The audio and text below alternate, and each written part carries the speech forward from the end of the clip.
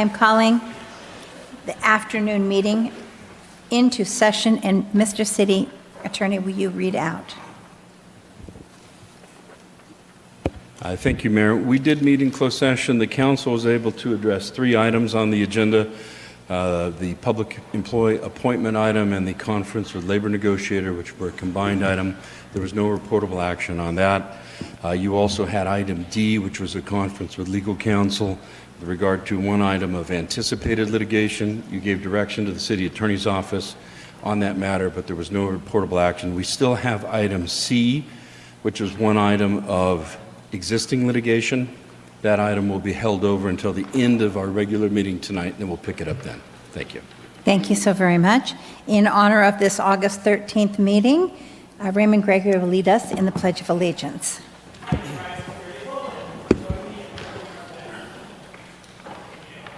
I pledge allegiance to the flag of the United States of America and to the republic for which it stands, one nation, under God, indivisible, with liberty and justice for all. Thank you very much, and if you would remain standing. I'm in a blank here. Heavenly Father, we come to you today asking you for your guidance and wisdom as we begin this meeting. Help us engage in a meaningful discussion and allow us to grow closer as a community. It is in your precious name that we pray. Amen. Thank you. You may be seated. City Clerk, may we have roll call? Councilmember Carnevale, Here. Councilmember Lamb, Councilmember Gutierrez, Here.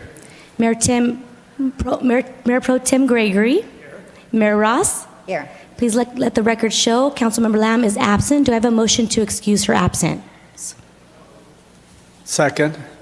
A motion by Mayor Pro Tem Gregory and a second by Councilmember Gutierrez. We'll do a roll call. Councilmember Carnevale, Yes.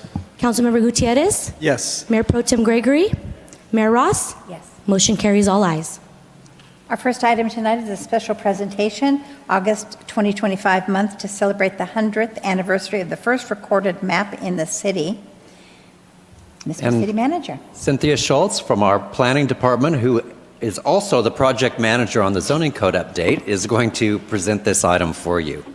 It's kind of an interesting thing, so Cynthia. Good. I'm glad you find it interesting. Good evening. Good evening. Mayor Pro Tem, City Council. I do have a presentation for you, and I'm actually going to narrate the presentation. But it got great reviews this morning, so I hope that you enjoy it, and I hope our members of the public enjoy this as well. So, August 2025 marks the centennial of the city's first recorded subdivision. It draws a line in the sand and establishes the city as a desert destination. Come along to 1925 before the streets, before the sunscreen, and before air conditioning.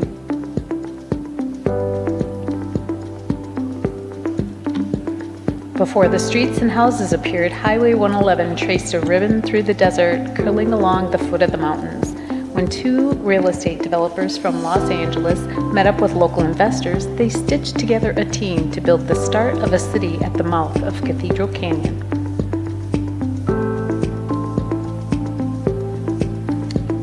August 1925, the 4 men hired a surveyor to map out a desert subdivision, and in the process they left their mark. Today their names, Allen, Grove, Plumley, and Van Fleet, still crisscross the downtown as the original town sites as the streets that we travel every day. George Allen and Glenn Plumley opened a real estate office even before there was a downtown. Allen's office stood at the corner of Broadway and Cathedral Canyon Drive, where Taco Bell stands today.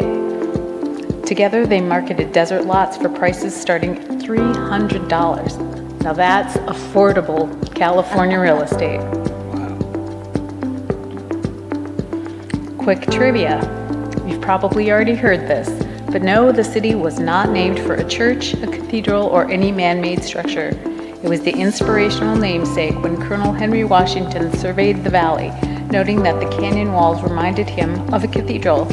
The intrigue of the city's name was noted in Ripley's Believe It or Not, this issue from 1939. The city grew, and by the 1930s, the city had a volunteer fire department and a town hall. The city even had a fire truck that doubled as a pickup that delivered water.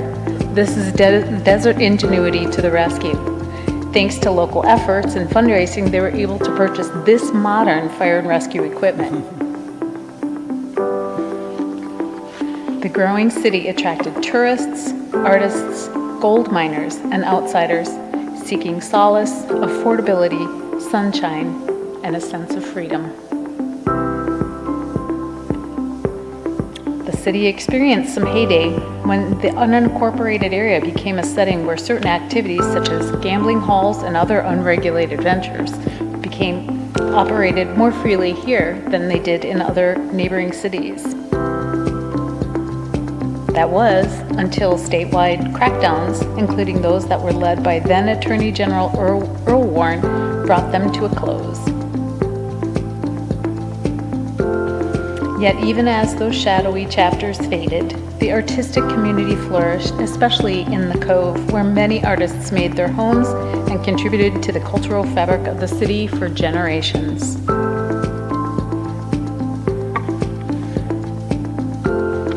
This dual identity as a haven for creativity and a place of reinvention defined Cathedral City long before it became a municipality.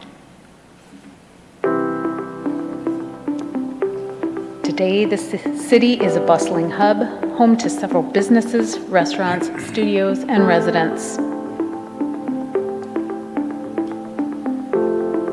Thank you for coming along on a journey of Cathedral City's first 100 years. Let's usher in the next 100 years of great places, great events in colorful Cathedral City.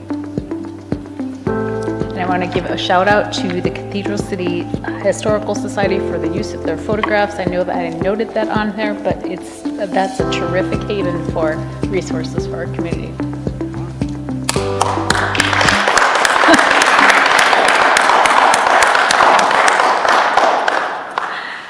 So there's a proclamation in your packet this evening. We wish to commemorate the city's 100th anniversary or centennial of the first recording of a map long before the city, as I mentioned, became an official municipality. Very proud of it and hope that you are as well. Thank you so very much. How fun is that? We weren't just scallywags. We were actually getting things done. Yes, indeed. Well, maybe we were a little scallywaggy. Maybe you can have both. That's just great. Yeah, I'll just make a quick comment. I was fortunate enough to remember downtown Cathedral City, you know, at Casey's Code 7, where it was a famous breakfast house that eventually turned into Michael's Cafe that was very popular. So the gas station, standard gas station downtown, Sun Air, I believe it was Sun Air drive-in movie theater, and there was restaurants. It was a cool little town, and even where the casino is now, there was so many little homes and little businesses in there. So it really brought back some memories because we spent a lot of time in Cathedral City being so close to Palm Springs at that time. But great job. That's really moving. Thank you. Yeah, thank you. Well, seeing the first plot map and the streets, I remember as a realtor, I've been practicing real estate for a long time. And actually, I did sell quite a few homes in the ABC streets and the Grove. And as a matter of fact, some of my friends lived on Grove Street. And I still have friends that live just behind Napa who have lived here forever. So it brought me back a lot of memories way back in the day. I moved down here in 1981, so I've been here for a long time. And I got to see, like Councilmember Carnevale mentioned, I remember the old drive-in theater and many other businesses, and also the painting of a fire truck right here on Cathedral Canyon and Highway 11, or Palm Canyon and Cathedral Canyon. Yeah, great job. Thank you. Thank you. Mayor Pro Tem, please. So yeah, thank you so much for the presentation and for commemorating this time, the 100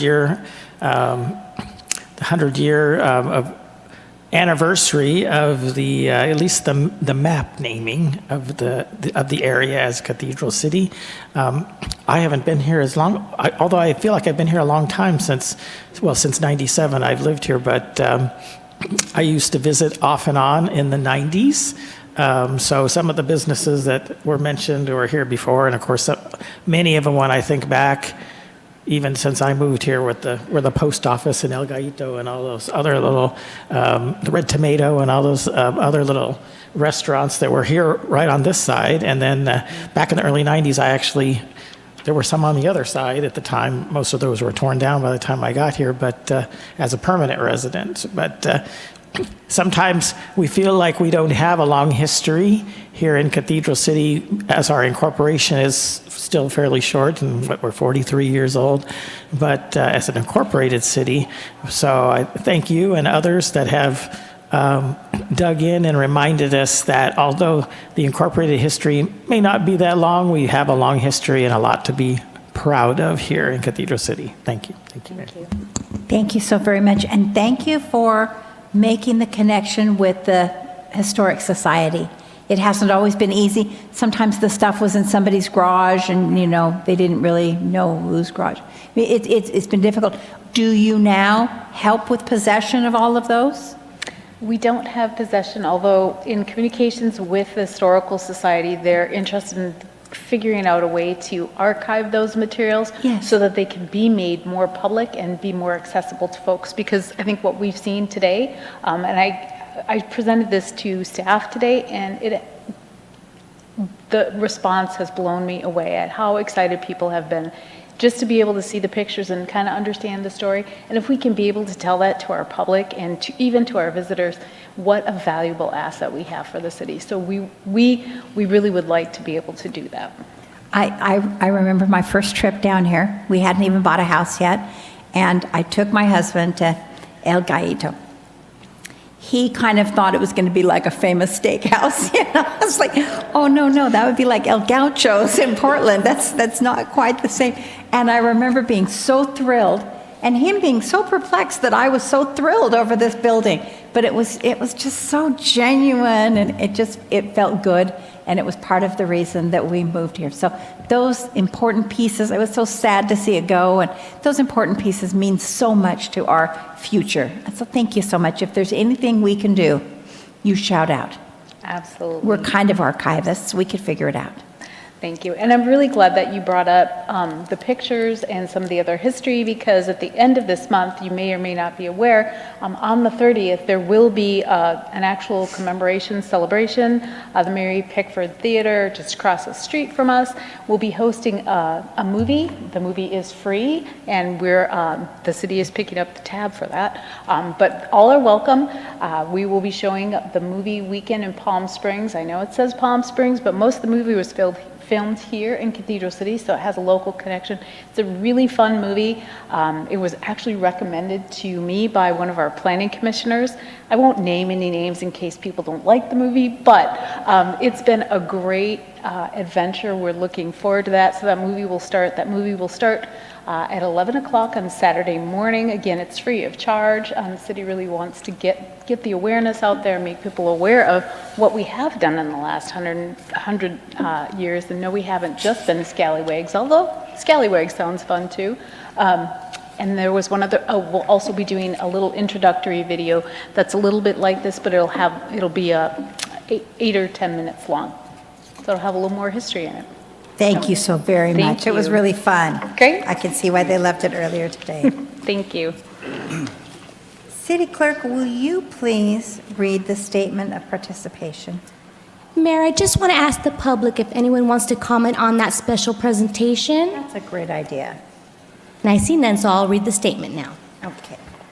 Public comment is the opportunity for members of the public to comment on items that are within City Council's jurisdiction but not on the agenda. Because of restrictions contained in California law, the City Council may not discuss or act on any item not on the agenda, but may briefly respond to statements made or ask a question for clarification. The mayor may also request a brief response from staff to questions raised during public comment or request that a matter be agendized for a future meeting. Public comment will be limited to 3 minutes. If you are a member of the public and you wish to address the City Council, please complete a request to speak form available at the entrance and submit it to the city clerk. You will be called upon at the appropriate time. If you have materials or other items to present to the members of the city council, please do not approach them. All materials shall be presented to the city clerk for distribution. And we do have a member of the public. Our first speaker is Bob McKechnie. Good evening, Mr. McKechnie. It's good to see you all. I haven't been here in a while. And to hear this presentation about the 100 years, I'm astonished. It's wonderful. So anyway, we're back at it with the Cathedral City Peace Initiative. We're having our annual event that coincides with the United Nations International Peace Day. It's September 21st. 2 p.m. It's a Sunday, and it's at the Cathedral City Library. And Karen Riley has outdone herself with 2 exhibits. One is about it's a photographic exhibit, the children of Gaza and the children of Cathedral City. They're next to each other. And the other is, it's 80 years since Hiroshima and Nagasaki, and so it's a photographic exhibit of Hiroshima and Nagasaki. And then the third thing, of course, is art from the children and the people of Cathedral City, so I think you'll just really love it, and so I think we've gone to the next level. We also have a wonderful speaker. I heard her speak at another meeting a few weeks ago, and I can assure you this woman is really fabulous as a speaker. Her name is Nancy Ross. So thank you very much. Appreciate I hear she being gets around. here. I don't know. I hope to see you all. Thanks so much, Bob. You take care. Thanks. Are there any other members of the public that wish to comment on items that are not on the agenda? I see none, Mayor. Thanks so much. So we're going to start with council reports. I think I'm just going to go with the same route. Let's start with you. Okay, thank you, Mayor. Of course.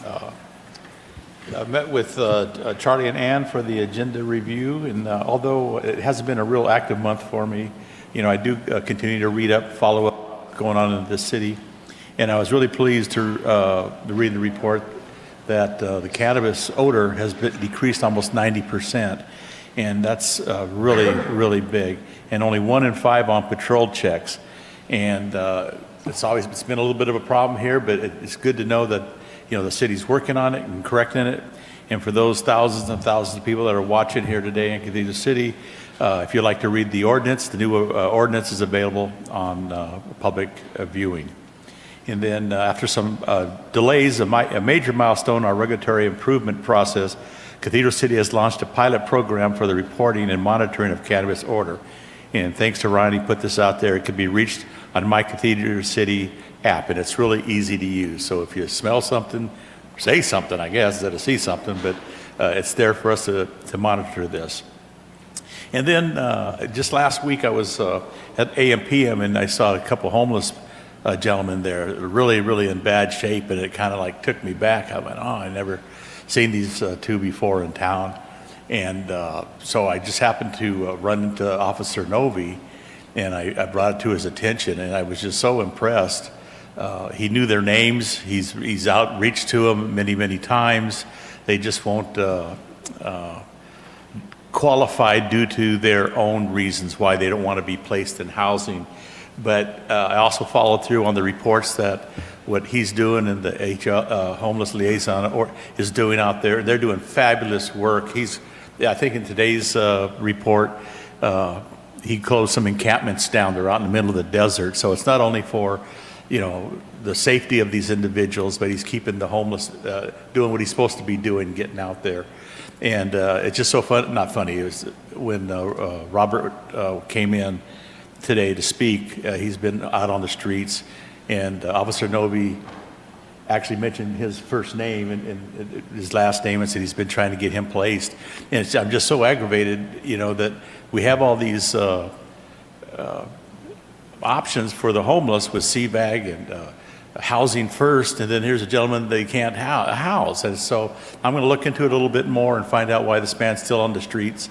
It's not fair to him. It's not fair to any homeless or veteran for that matter. So I just wanted to, I just think Officer Noby should really be mentioned for the great works he's doing out there. It's not easy work by no means.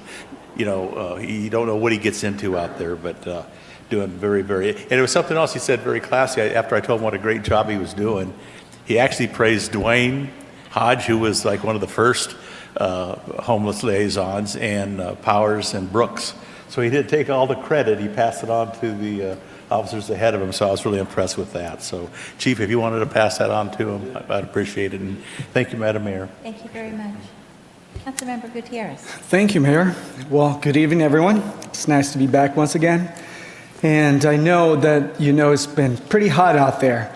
And staying cool, it's not just a means of surviving, but also your bills, your electric bills are going up. And I just want to give you a little bit of information regarding Southern California Edison.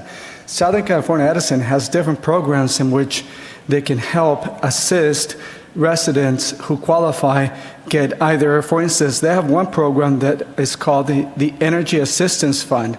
The Energy Assistance Fund, if you have any financial hardships, a problem, they can actually discount a particular bill up to $200 every year, once a year.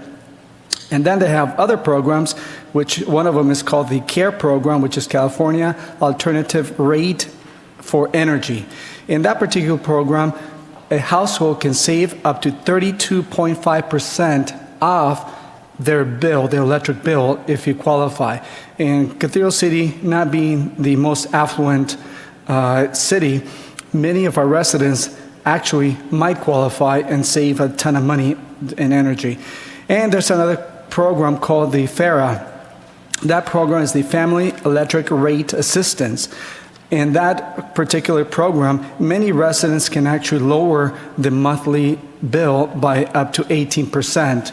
All of these is simple to qualify. You just call Southern California Edison. Their number is 1-800-798-5723. Or you can go on www.sce.com, and they have an online application, or you can do it over the phone, or they can even email you an application. You can do it that way if you like. And they also have other programs in which your electric bill might be going up, and it's not just because it's hot, it's because your unit is too old and is inefficient. So they have different programs in which they can actually replace your air conditioning unit entirely, the condenser and the furnace as well. And all you have to do is pay $500. For this particular program, you don't have to own the home. You can be the tenant, and they will replace it as long as the owner of the property agrees to it. The owner doesn't have to qualify. The people living in the property are the only ones that have to qualify, and normally the owner pays $500, and they'll get a brand new AC unit, brand new efficient AC unit. Also, Edison, at the same token, they can go out there and do an inspection on your property. The inspection consists of either insulation, they can replace your water heater to make it more efficient and replace it with an electric water heater. They can replace light bulbs to be more efficient. They can replace water spigots to make it more efficient. There's many ways that they can actually help you, assist you in saving money. So reach out to Southern California Edison, and their program that they work with, the company they work with under, is called Synergy. But reach out to Edison, and they will guide you from there. And other things that I've done is I attended free movies at Mary Pickford Theater for kids, local residents, and their families.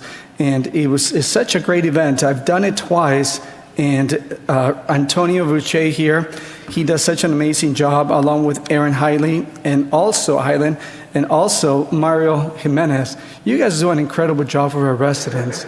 It's so cute just to stand there and hand out, I thought it was the greatest job, hand out popcorn and waters to kids, and just to offer them a couple of free books, kids' books. It's amazing. They don't know which one to pick, so you guys were kind enough to offer them whether they wanted 1, 2, or 3. So that was really interesting. kids from all ages, some were teenagers, come in for just either to stay cool or just to enjoy the movie. One of the coolest things that the second time I learned from the first time is that before the movie starts, Antonio took me to the stage or to see the actual setting, and they have somebody actually reading a kid's book to the kids before the movie starts. I thought that was pretty cool. And all the kids, all the families and the parents were all engaged into watching this person up on stage reading a book, and you can actually see in the screen some of the pages from the book which that we're reading. It was the coolest thing. I wish I was a kid around that time. Yeah, but that was really neat. So thank you for what you do, Antonio, and thank you for the Parks and Recs committee. You guys do a great job out there. And I also participated in assisting the fire department conduct an interview for a battalion chief. And that was along with our assistant city manager and our deputy chief, Rick Sanchez here. We did a great job. We had a great team. We interviewed, I believe it was 8 candidates. It took all day, but it was nice to see the difference of all the candidates once you start asking questions and you see their education, their personality, and their intelligence. We were amazed, and it was very interesting how 3 individuals here, after you hear 8 interviewers go through the process, how you can actually come to almost the same conclusion, which ones are ready to step into that position. So it was very interesting, and it was great sitting with these 2 people that they just did a great job. And I also attended the back to school backpack giveaway put on by the police department, the police association, and also in which the DRE came up and they installed water slides. And this event was amazing. It was the first time that I attended. They had different booths, and not only did they give back to school giveaway backpacks and other things, but they had books, they had utensils, they give away bicycle helmets, and many other things. And they also had water, they had Gatorades. It was a beautiful event and well attended, and the water slides were a big hit. Kids were just lined up for miles to get into those slides, and it was interesting to watch.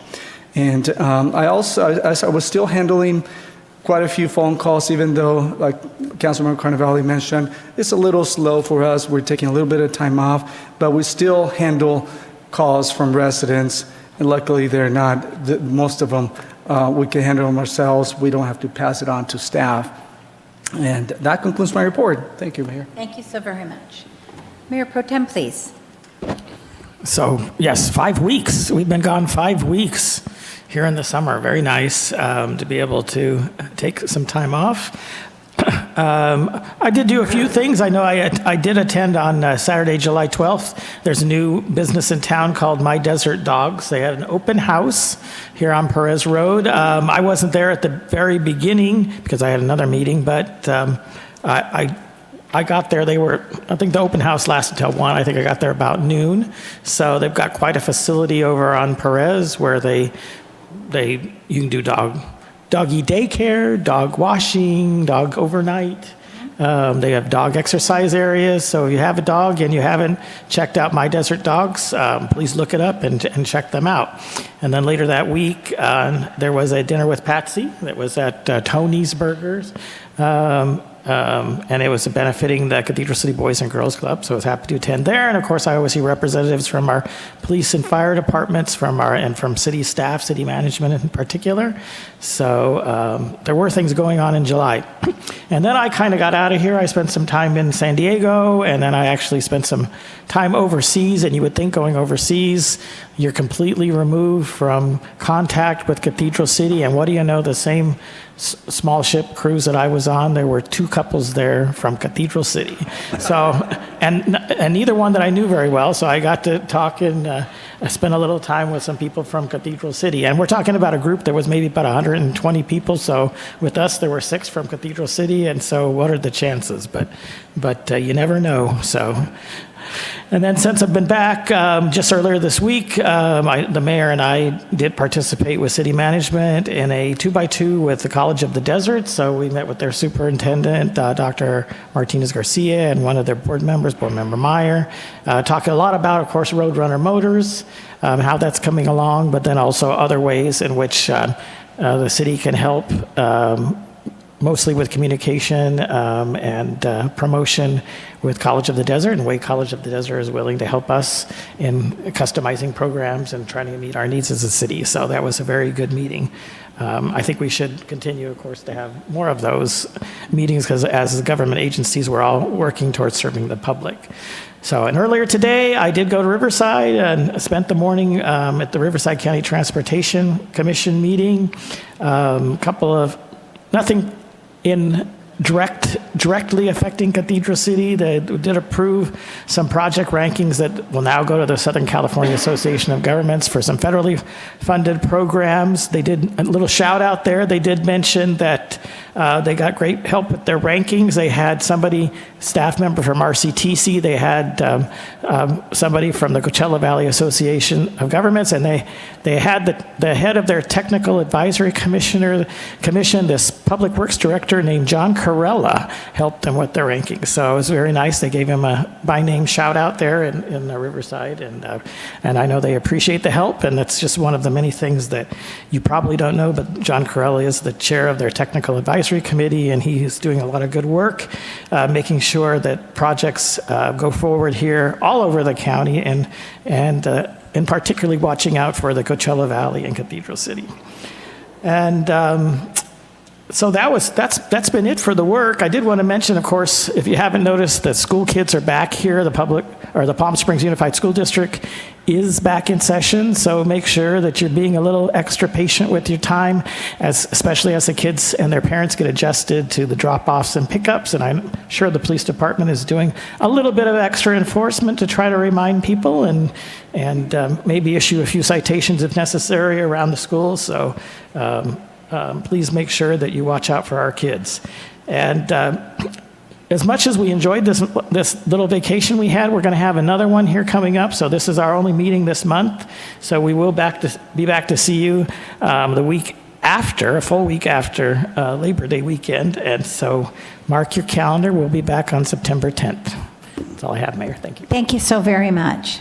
And as they have mentioned, we've had some of that scheduled time off, but we didn't quit working.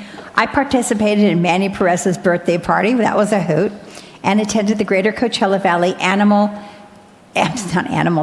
going to my brain, you heard me talk about animals. I meant their annual installation, actually with Eric Bessareel, but I don't see him here. I was part of the update meeting with the Riverside County Animal Services, attended the celebration for the new ambulance and oath of office for the fire personnel. On the 27th of June, I attended the Great Visit Greater Palm Springs meeting and their breakfast. On the 30th, I attended the General Assembly evening meeting. I had fun with a video shoot done with our events department for Ethelina Con. That was really fun. I had brunch with dinner with Patsy at Nick's Bistro. Went to a grand opening of the new doggy daycare that Mayor Pro Tem talked about, Desert Dogs. Attended a dear friend's 100th birthday at Nick's Bistro. Interviewed with WellBe Health. I did an interview with him. It's going to go nationally with their program. WellBe Health is an amazing organization that uses federal funds to keep seniors healthy, and it seems to be working extremely well, growing. So I was happy to do that with them. I had a board operations meeting with Sunline Transit, a pre-commission discussion with Animal Campus. Represented you on the Coachella Valley Animal Campus later that week. Took part in the 2x2 meeting, as Mayor Pro Tem said. I was honored to speak at the Transgender Alliance meeting, as well as the Courageous Resistance group. I attended a Do the Right Thing Awards ceremony for one of our students, our high school students in La Quinta, a Cathedral City High School lady, but it was in a La Quinta facility. I represented us at CVEG Energy and Environment. I attended the Boys and Girls Club art exhibit. And there's probably more, but I'm going to stop there. We're busy beavers around here. I went to Oregon State, so I can call myself a beaver. It's okay. Busy beavers here. I want to share with you something I did that was really, really, really wrong. And I'm going to try to hope that you will take heed. My husband and I went up to Idlewild for a few days. And on the way up there, we looked ahead of us on Highway 74 and a little bit to the right, and we could see some black smoke. I said, oh, that doesn't look good. It looks like there's a fire. And he said, yeah, but it's a ways off. So we kept going, and as we got closer to the black smoke, we could now see red flames. But my husband, and I agreed with him, we can get through there. We're fine. So we kept going, and soon there was a fire on the left side. So we have this big fire on the right side. Now we've just got a little fire. Maybe it's, 3-4 feet tall. And we're going to go because going on this vacation is more important than our lives. I have no idea when we made that decision, but apparently we had. And we got maybe another 25 feet, and a small fire broke out right next to our tire on the right side. And kind of simultaneously said, what the heck are we doing? Turn the car around. So we did. We went around Banning and went up and still made it to Idlewild and had a great weekend. But isn't that ridiculous? Isn't that ridiculous? We're grown people. We know the importance of safety. We know how dangerous fire is. And still me, who's overly cautious than a lot of people are. I don't know how to swim. I don't really want to be in fires. Anyway, I just want you to be aware, because I think if I could be that stupid, you could be that stupid too. So let me share. Yeah, I think you could. I think you could be that stupid too. So maybe not. Maybe it's just me. I can't say for sure. But that's what I've done over the last week. Some really great things and one big stupid one. Thanks so much. And thanks for that support there. Councilmember Carnevale. All right. So City Clerk, could you please read the consent agenda? Item 4A is to waive full readings of ordinances on the agenda. Item 4B is the approval of the July 9th, 2025 study session and regular city council meeting minutes. Item 4C is the approval of the check demand register for July 2025. Item 4D is to ratify the memorandum of understanding between the city and the Cathedral City Police Management Association. Item 4E is to approve a license agreement with the Riverside County Flood Control and Water Conservation District for the maintenance of the Date Palm Bridge and the North Cathedral Canyon Channel. Item 4F is to accept the 2025-2026 California Highway Patrol Cannabis Tax Fund Grant Program. Item 4G is to accept the notice of completion for fiscal year 2024-2025 rubberized emulsion aggregate slurry Reyes project. Item 4H is to authorize the purchase of one 2025 Ford F-150 police responder from ULITAC Equipment and Uplifting for the Homeless Liaison Unit. Item 4I is to adopt the resolution approving an updated citywide salary schedule. Item 4J is the approval of supplemental law enforcement services account expenditure plan for fiscal years 2021 through 2022 and 2022 through 2023 for the Axon body-worn cameras and software. Item 4K is to adopt a resolution authorizing the official designees for the Listos California CERT Support Grant Program. Item 4L is to authorize the purchase of one Ford Maverick for the Building and Safety Division to accommodate newly hired building inspector. And that concludes the consent agenda. Thank you very much. Are there, excuse me. Are there any members of the public who would wish to comment on any of the items that she just read from the consent agenda? I did not receive any request to speak forms, and I do not see any members that would like to speak. Thank you so much. Are there any comments from council or items that you would like to speak on, starting with? Nope. Nope. We're all good to go. Thanks so much. Do we have a motion to approve the consent agenda? Move to approve. Second? We have a motion by Councilmember Gutierrez and a second by Mayor Ross. Please vote.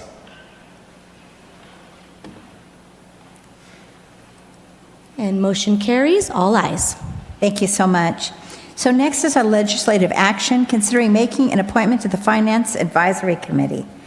It is a recommendation to consider making an appointment to this committee to fill an unexpired seat with a term continuing through June 30th, 2026, based on the interviews that we conducted in our study session just 2 months ago, June 25th.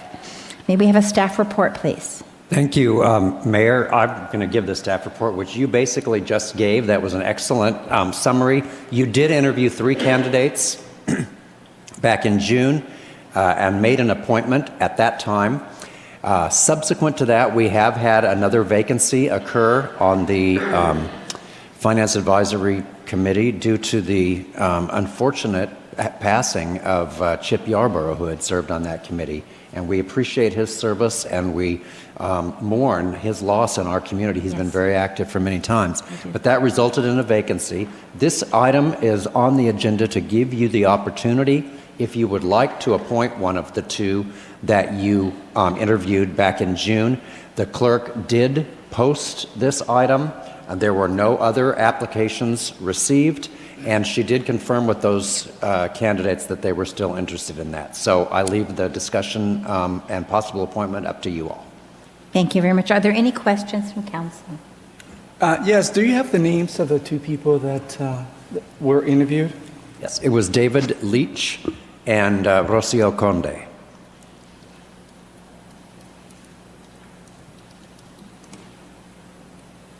Mayor Pro Tem, any questions? No, I think we, at the time of the interviews, I think we had some discussion, and my personal feeling is that they both did an excellent job in their interviews. They both have some knowledge of Cathedral City. It's, of course, limited. David Leach has only been here for a very short time, but I think he demonstrated he has a lot of financial background. Rocio Conde has been here much longer, and although she is still in the stages of learning how cities function, she does currently work for educational government and has in the past. So I think they would both be excellent choices.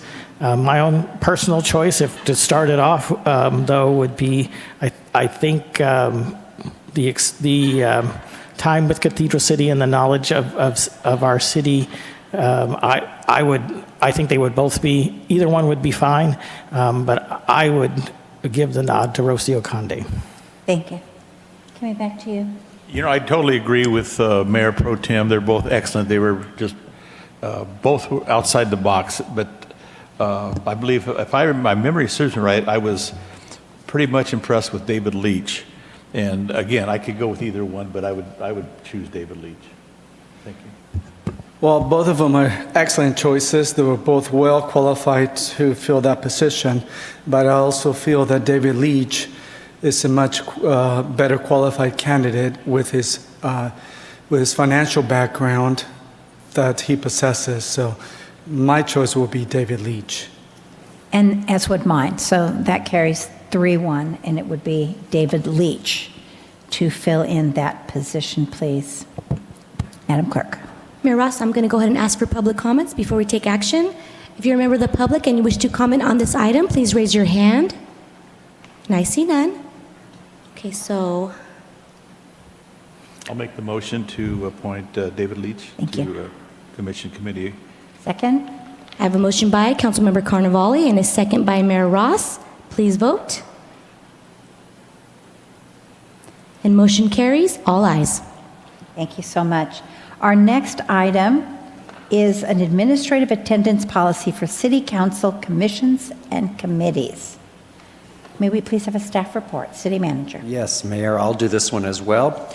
At a previous meeting, you had a discussion about attendance and issues related to that on our boards and commissions. And one of the outcomes of that was a request that we develop a policy and a procedure so that we don't let attendance issues just pile up, so that you're informed. And I think one of the speakers who submitted information used the word transparency to promote the concept of putting these on the agenda for each of the committees, and then also monthly for the council. We would treat it like the claims and demands, where it's on your agenda so that you can see the attendance reports, but no action is required unless there's a particular issue that comes up.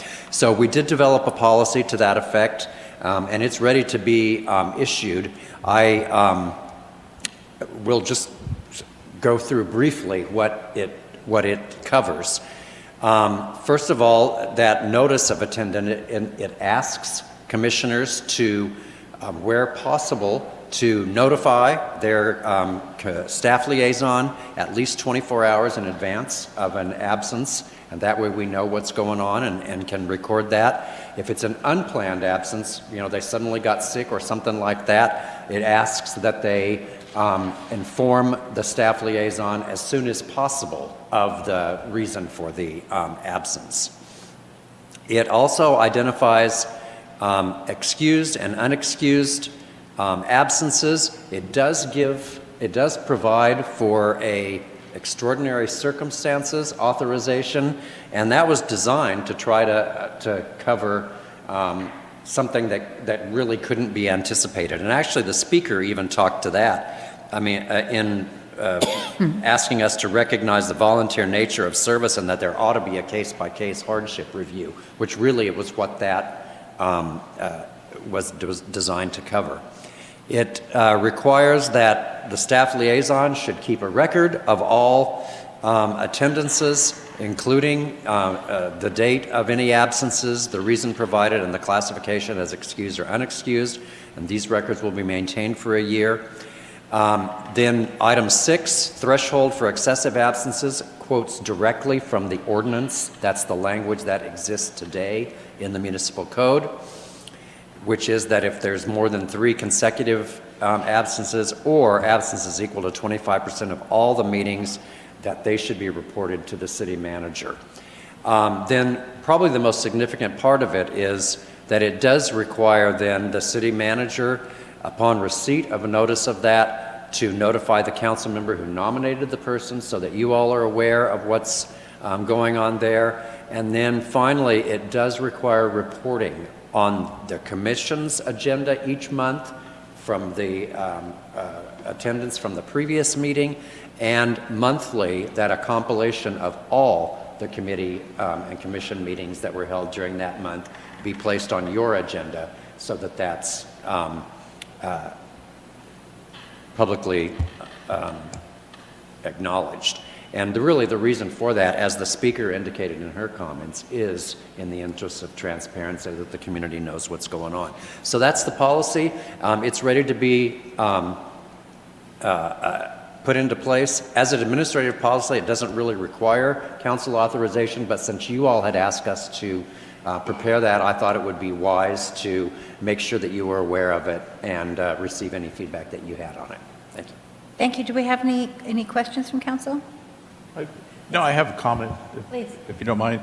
I think this is appropriate. I think it's well planned and well thought out, for the benefit of the city residents that live here, and for the volunteers that give up their time. They put up a lot of time and information. They have value, and sometimes there's hardship, sometimes there's work, sometimes there's reasons they can't be here, and I think it's only but fair that with this policy here, it'll put everybody on a fair playing field where the commission or the committee will be at a full staff all the time. So, and I like the idea that if it gets too many misses, the council member will approach them and show some respect and see how they can either continue and start attending. But I'm for this. I think it's well deserved for the city and the commission. Yeah, I think it's okay. I think it addresses the concerns. I think I share with city manager. I don't know about the excused and unexcused part of it because it doesn't really make any difference, but it's okay because at least it elicits some discussion as to reasons, and so people don't necessarily have to feel bad, and we're not trying to make people feel bad. In fact, we're just trying, the goal has been to comply with the code requirements and make it transparent and have some discussion with someone if they're having attendance problems so we can work out solutions. And I think that happened when we did this last item where we addressed some of the ones for the past year, but the sad part was that was the first time some of them had a discussion and they were able to come up with a solution, like one of them talking to their boss, or there was some suggestion that maybe and I don't know if this has been followed up on, but the time of the meeting was problematic for some of those.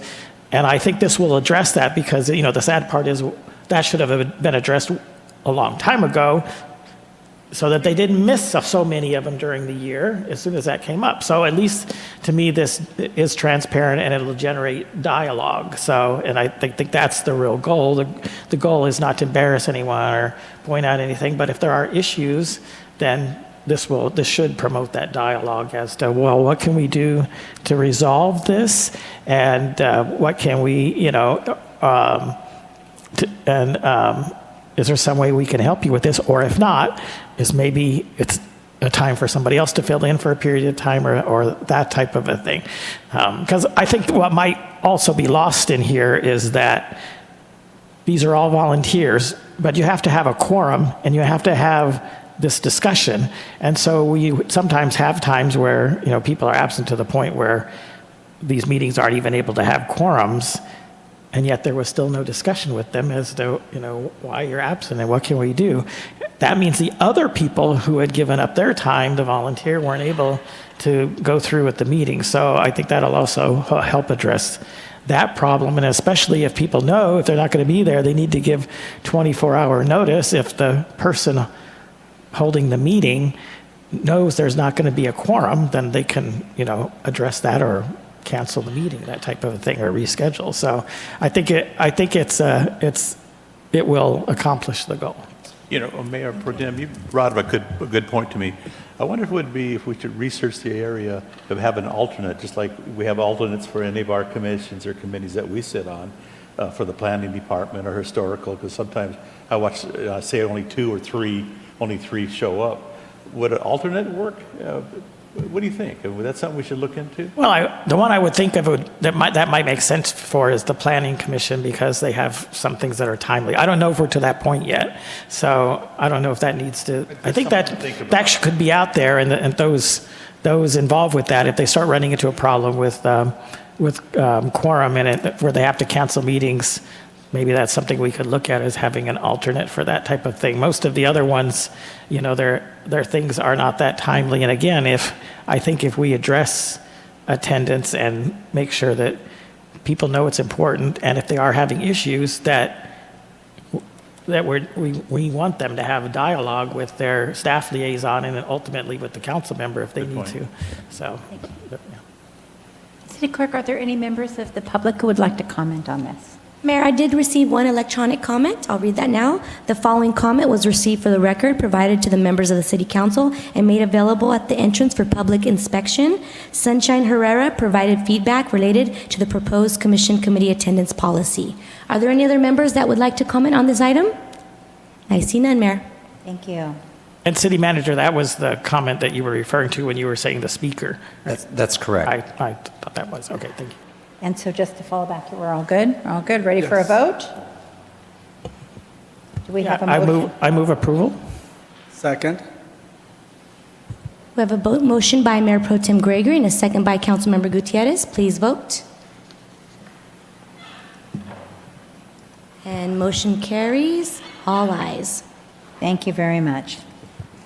The next item, C, is an amendment number 1 to the professional services agreement with Wildan Engineering Incorporated for the Sarah Street Area Assessment District Formation, Phase 2A. Mayor? Mayor? Oh, I'm sorry. I will need to recuse myself from this item as I have a financial interest in real property in the area. I recalled that. Thank you so much. I wouldn't have remembered it without your reminder. Hi. Hello. Good evening. Good evening. Honorable Mayor, council members. Tonight, I'll be presenting amendment number 1 to the agreement with Wildan Engineering for the Phase 2A of the Sarah Street Assessment District Formation Project. Starting off with background, in January of 2023, City Council approved an agreement for Phase 1 of this project, which included preliminary assessment. In November 2023, Phase 1 was completed, and City Council also approved an agreement with Wildan Engineering for Phase 2A of the project, which included preliminary costs and additional outreach. The areas included with Phase 2A are shown on this slide. You can see on the map there the 4 areas: Agua Caliente Trail, Bachner Family Property, Lakeview Villas condos, and the Sarah Street area. The Lakeview Villas condos were removed from this project because they'll be getting their sewer improvements through the Clean Water State Revolving Fund grant project. So for the Phase 2A, Willdan has completed utility coordination, preliminary exhibits, and preliminary sewer memorandum, engineer's opinion of probable cost or engineer's estimate, and a presentation at the November 14th community meeting. At the community meeting on November 14th, Willdan covered the project overview, proposed scope of improvements, preliminary cost estimates, available funding mechanisms, and the assessment district formation process. There were 3 property owners in attendance, 2 of the major property owners from the Agua Caliente Trail area, and they expressed that they did not wish to move forward with the high preliminary assessment estimates. The one property owner from the Sarah Street area expressed his interest in proceeding with the preliminary design. So based on this feedback from the community, scope was reduced to assess interest among other property owners in the Sarah Street area only. As I mentioned on the previous slide, the assessments for the Agua Caliente Trail and the Bachner family property were too high for the property owners. So for the reduced scope, Phase 2A, Willdan completed updated exhibit and opinion of probable cost, as well as the July 30th meeting presentation. Then there were no members of the community in attendance at that meeting. So the agreement with Willdan expired on November of 2024. This amendment will be retroactive to the expiration date and will be extended to December 31st, 2025. This amendment will allow sufficient time for Willdan to complete additional Phase 2A tasks. And the additional 2A tasks include distribution of a postcard survey and analyzing the level of interest from the property owners in proceeding with the assessment district formation. Just want to note that this amendment does not increase, modify, or affect the total compensation of the agreement. The budget that was approved in November was in the amount of $56,695. And of that $56,000, we have a remaining budget of $15,131.74. So city staff is requesting a budget adjustment in the amount of $15,131.74 to roll over the budget to this project. This item aligns with Goal B, community investments. And staff recommends the City Council to approve Amendment Number 1 to the agreement with Willdan Engineering to extend the term of the agreement for the Sarah Street Assessment District Formation Phase 2A project, authorize a budget adjustment in the amount of $15,131.74, and authorize the city manager to execute this agreement, Amendment Number 1. And that concludes my presentation. I'll hand it back to you, Mayor. Thank you so much. Gentlemen, questions? No questions. I just think that it's a process and assessment that is necessary to complete. I hope that it gets approved, but if it doesn't, I think it is necessary to finalize it. Thank you. Okay, are there any members of the public who would like to comment on this item? I did not receive any request to speak forms. If you're a member of the public and you wish to comment on this item, please raise your hand. I see none, Mayor. Okay, so do we have a motion to approve staff's recommendation? Make a motion to approve. Second. I have a motion by Councilmember Gutierrez and a second by Councilmember Carnevale. We're going to do a roll call vote because Mayor Pro Tem is recused. Councilmember Carnevale. Yes. Councilmember Gutierrez. Yes. Mayor Ross. Yes. Motion carries all ayes.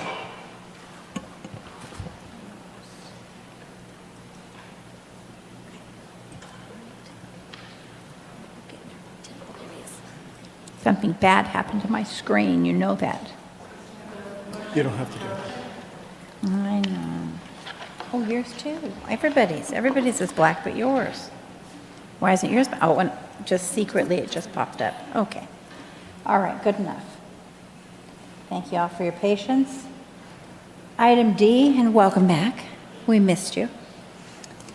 So item D is award of a professional services agreement to HR Green Pacific Incorporated for the design of the Tropical Storm Hillary Date Palm Drive pavement reconstruction project, city project number C08684. Thank you, Mayor. This is a important step forward. One of our streets that desperately needs some repair, particularly after the damage incurred by the tropical storm, is Date Palm Drive. And this project will do the design for that. It's a complicated situation because part of it's covered by the FHWA funding, part of it will fall on the city. Armando will explain all of that to you. Thank you, Mr. City Manager. Good evening, Mayor, Mayor Pro Tem, Council members. Okay, this is a presentation for a professional service agreement for the design of Date Palm Drive pavement reconstruction projects related to the tropical storm Hillary. The project is located on Date Palm Drive, along Date Palm Drive between Vista Chino and 30th Avenue. As it was mentioned, Date Palm Drive is a primary corridor in the city and is classified as a Federal Aid Principal Arterial under the Federal Highway Administration. In August 2023, Tropical Storm Hillary affected the northeast area of Panorama neighborhood, and Date Palm was closed from Vista Chino to Los Gatos for cleanup efforts. After the storm, on September 2023, we conducted a payment condition index service to assess the damage, and we found the drop in payment condition index was significantly going from a fair condition to a poor condition. The current payment condition index is very poor with an average range of 14. Following that, the staff submitted a damage assessment form to Caltrans requesting funding support from the Federal Highway Administration, the Emergency Relief Program. On June 6 of 2024, Caltrans approved the request for funding the design and the construction phases of the projects under this program. The funding will be distributed as 88.5% from the Federal Emergency Relief Fund, and 11.5% need to be from city local match, and the total amount approved was almost $3 million. The project limit for this Federal Highway Administration funded part of the project that goes from Date Palm Drive from Vista Chino to 250 feet south of Los Gatos, is only for the area affected by the tropical storm Hillary. The scope of work is to remove or do the full reconstruction of this section of the road, and also include the drainage improvements at the intersection of Los Gatos and Date Palm. On August 9 of 2024, Caltrans authorized the allocate $212,000 for the preliminary engineering of the project from the Emergency Relief Program. The staff look at the segment between Los Gatos and 30th Avenue, and to improve efficiency, we extended the project design from Date Palm south to down towards 30th Avenue. That will allow the streamline and the overall design process to eliminate separate contracts for design and construction. We evaluate the payment condition index of this section. Is in poor condition, so it's in need of rehabilitation, a different rehabilitation than the north side of the project. And the limits, these are beyond the Federal Highway Administration funds, so this segment is not eligible for this emergency program.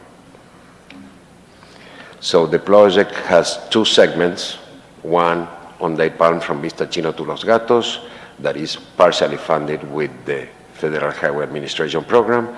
The other part, Los Gatos to 30th Avenue, that is locally funded. As you saw during the capital improvement programs, the construction for the second segment, the construction for Los Gatos to 30th Avenue is unfunded. And we are experiencing in the last projects some savings on fundings.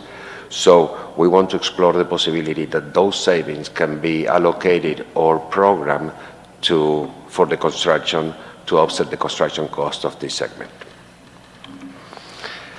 Moving on to the design, staff did a request for qualifications and proposals for professional engineering design services. This was advertised in the Desert Sun and on the city website in March of this year, and the due date to submit the request for proposals and qualification was April 17 of 2025. We received 3 proposals, HR Green Pacific, TKE Engineering, and NCE. And after the evaluation from the committee, the highest ranked proposal was HR Green Pacific due to the qualifications and the understanding of the project. The proposal from HR Green includes field work, preliminary plans, environmental documentation, right-of-way documents, plan specifications, and estimates. There is also the part of the right-of-way acquisition that typically with federal funded or state funded projects, Caltrans requires that all right-of-way is acquired before construction funds are allocated from the programs. So city staff will return to City Council to present a detailed estimate to seek formal approval for the need or for the necessary right-of-way acquisitions. The design schedule proposed by HR Green extends from September of 2025 to May 2026. And if you can see the right-of-way documentation, we are expecting to have it completed by October of next year. The fiscal impact, we program budget for this project, and we estimate for the design of this project, and the program budget was in the order of the $283,000. The proposal cost from HR Green for the design service is $345,303.34. City staff is proposing to include a 10% contingency in the amount of $35,000, bringing the total design cost to $380,000. The federal highway funded segment aligns with the budget allocated through the program, and the extended segment is consistent with the project valuation. The additional budget, we need to cover the difference between the program funding and the design cost. So staff is requesting additional funds in the amount of $96,500 that are available on MOE's monies. So that's the additional request to complete the design of this project.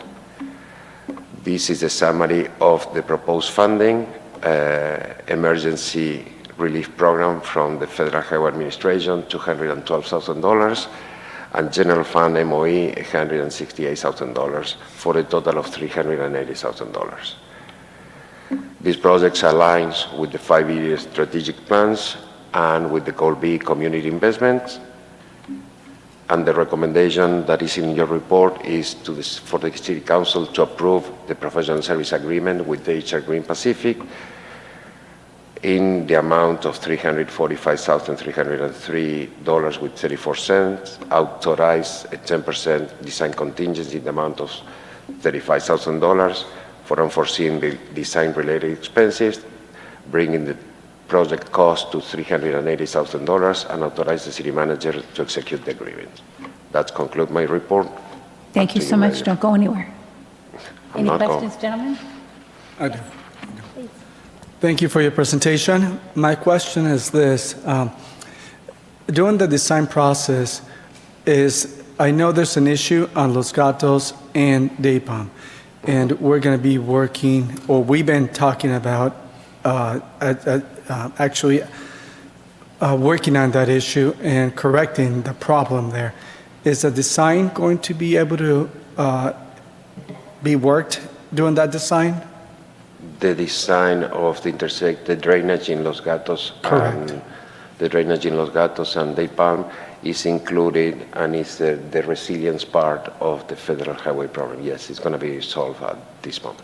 Thank you. Yes, No, that's a good question. Mayor Pro Tem. Ditto him. I don't know if you heard him. We're glad to see it moving forward. Okay, thank you very much. Moving up, moving forward. Are there any questions or comments from the? Mayor, I did not receive any requests to speak forms. If you're a member of the public and you wish to comment on this item, please raise your hand. And I see none. Okay, do we have a motion, please? Move approval?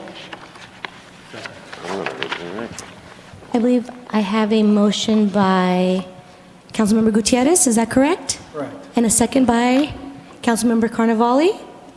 Please vote. And motion carries. All ayes. Yay. Okay. The next one is you again. Me again. I next apologize. one is- I apologize in advance. Is item E, construction contract award to Granite Construction Company for the Whispering Palms Trail Class 3 Bike Route Project C08672. Mr. City Manager, he's one up to you. He's already standing there. Thank you. Yeah, he can go ahead and take this. This is another one that we've been talking about for some time, and it combines addressing the need for bikeways in the city, also with the need for some pavement improvements on that particular street. Armando. Thank you, Mr. City Manager, Mayor Pro Tem, Council members. Okay, this is award for the construction contract under SB 821 Bicycle and Pedestrian Facilities for the Whispering Palm Trail Class 3 bike route. A summary, since 2023, the City Council accepted the Cathedral City Active Transportation Plan that was funded from the Southern California Association of Governments. After you accepted the transportation plan, Riverside County Transportation Commission issued the fiscal year 23-24 bicycle and pedestrian facility programs. Staff identified 2 projects, Perez Road Class 4 bikeways and Whispering Palm Trail Class 3 bike route projects. Both projects were submitted and both projects were selected for funding, and then the agreements with RCTC were formalized to commit the funding and the construction of these projects. In this particular case, Whispering Palm was approved for $1,062,000 for design and construction. 65% of that amount was coming from SB 821 and 35% was coming from local funds. In 2024, on November 2024, the City Council awarded the design contract to STC Traffic, one of our on-call consultants, in the amount of $35,000 to complete the design. So the project extend for 2 miles from Whispering Palm Trail from 30th Avenue to Dinah Shore, and the project description is a Class 3 bike route that is an on-street route. Bicycles and vehicles will share the travel lane. The proposed improvements are shallow markings and pavement striping, speed feedback signs, bicycle route signage, and also the pavement rehabilitation of half a mile between, a pavement reconstruction of half a mile between Vega and Baristo Road, and then the rest, the 1.5 miles of rubberized or slurry, the slurry to maintain the road surface. The construction solicitation, staff advertised the invitation to bid in the Desert Sand on July 6, and then they advertised also in the Cathedral City website and Planet Plan Room from July 7 to July 24, and the bid opening was held on July 24 of 2025. We received 6 proposals, and the lower responsive and responsible bidder was Granite Construction Company from India in the amount of $672,000. That's the base bid amount. There was also in the bid an additive alternate that is responsibility or is related to Coachella Valley Water District, but in this case, Coachella Valley Water District opted not to proceed with Granite and do the work with their own on-call construction at the time of construction. Sorry. The fiscal impact, this project was programmed in the fiscal year 25-26 CIP budget, and it was programmed for the construction budget of $1,017,000. The project construction cost from Granite is $672,000. We are requesting to add 20% contingency just for construction issues that we can find, making the total construction cost for $806,400. This is a summary of the budget allocation for the construction of the project. SBA 21 funds will be in the amount of $524,000, and Assessment District 85-1 will be in the amount of $282,000. So these align with the 5-year strategic plan, Goal B, community investment, and also Action B15, where some payment is repaired just to increase the citywide payment quality index. So staff recommendation is to award a construction contract to Granite Construction Company in the amount of $672,000 for the Whispering Pond Trail Class 3 Back Road project, approved 20% contingency in the amount of $134,000 for construction cost, and thereby bringing the total project to an amount of $806,400. Authorize the city manager to execute the required contract documents, and authorize the city engineer to request bonds, insurance for the project, and issue the notice to proceed. So that concludes my report. Thank you, Get sir. back to you. Council gentlemen. No questions. Mayor Pro Tem? No, just a notation to, again, thank John Corella for his work on this. I know this is from a long time back, but he did a great job getting this project submitted and approved through RCTC. Thank you, and I would like to echo the praise that you are often given for the good work you guys do. You kind of do it in the shadows. I don't know if you should take it personally, he's giving you the finger. It's this finger, but still, it's not, nonetheless. And he's right. Good job. Thank you so very much. And coming in less than the estimate, I mean, that's always a good thing too, so. That's the savings that we can start collecting for the Start project. pocketing. That's why. Do we have any public comments, City Clerk? Mayor, I have no request to speak forms. If you're a member of the public and you wish to comment, please raise your hand. And I see none, Mayor. Do we have a motion, please? Approve? Oh, go ahead. 1, 2. Okay, it looks like I have a motion by Mayor Pro Tem Gregory and a second by Councilmember Gutierrez. Please vote.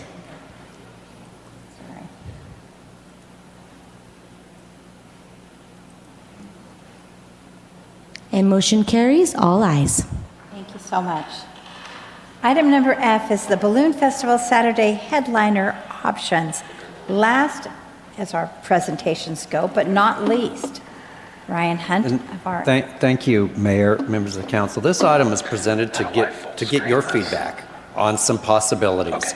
In the budget already, that you already approved the contract for this, includes enough to have a Tier 1 cover band on Saturday night, which is what we typically have done for the Balloon Festival through the years, except for last year when we had a higher position. That results in a concert that can be free for residents and a small cost for others, probably in the $10, $20 range.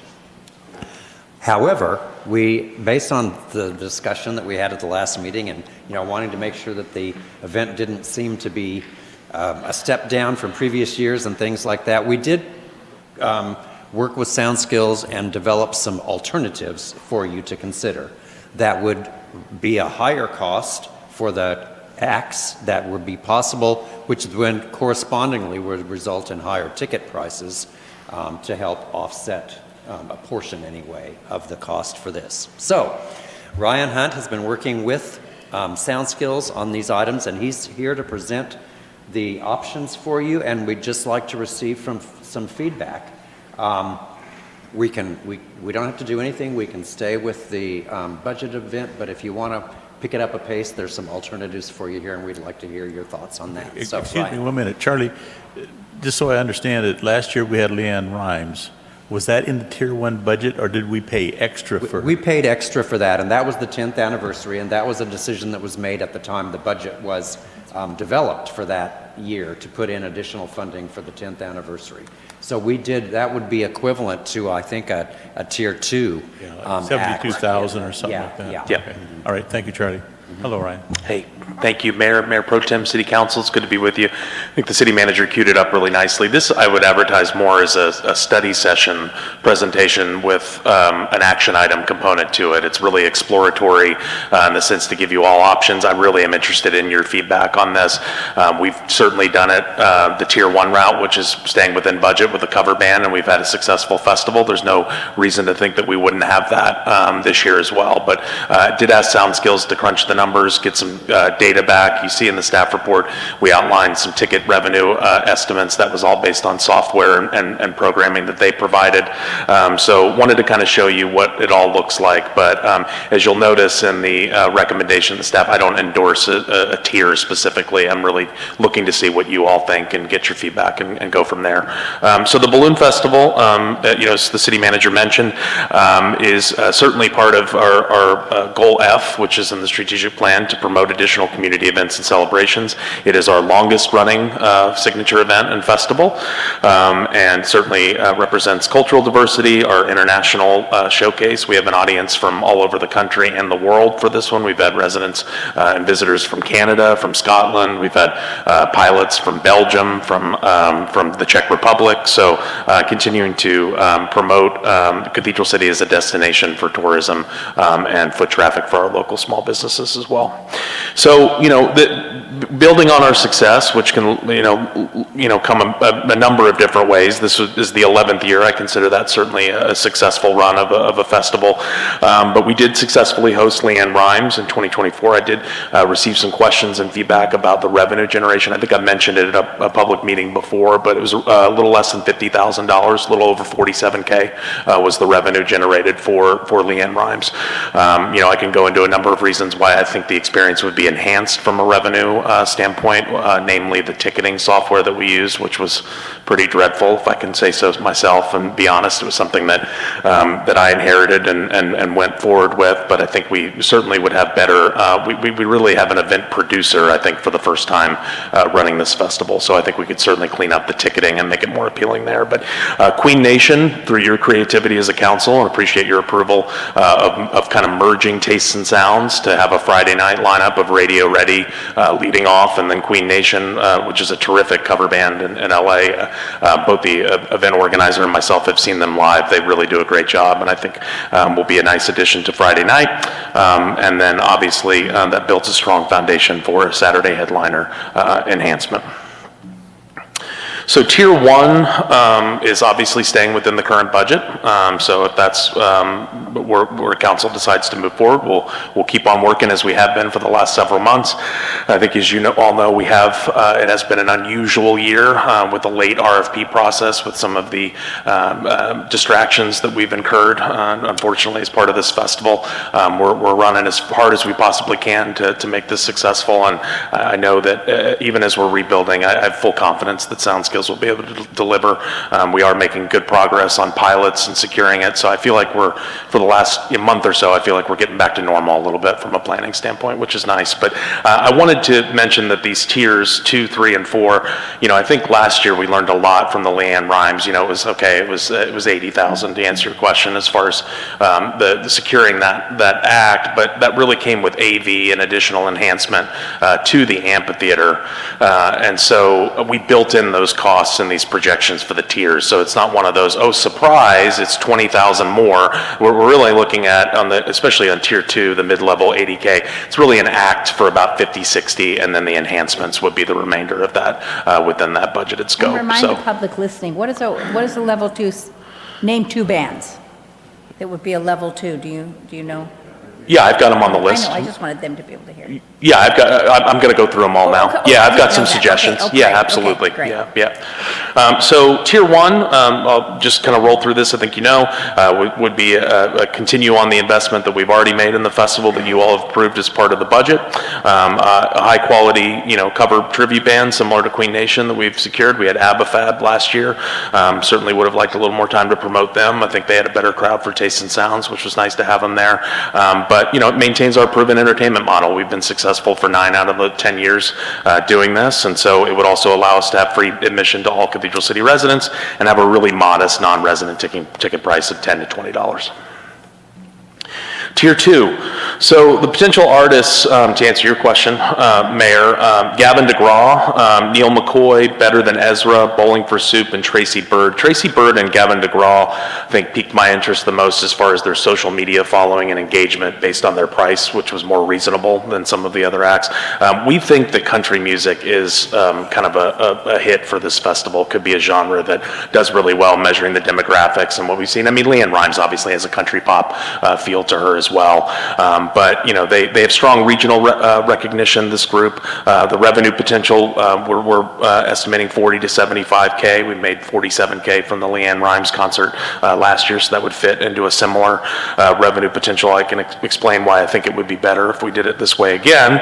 But likely ticket pricing, 500 to 1,000 free Cathedral City residents. I am proud that all 1,000 of our tickets were taken advantage of by our residents for the LeAnn Rimes concert. That was nice to see.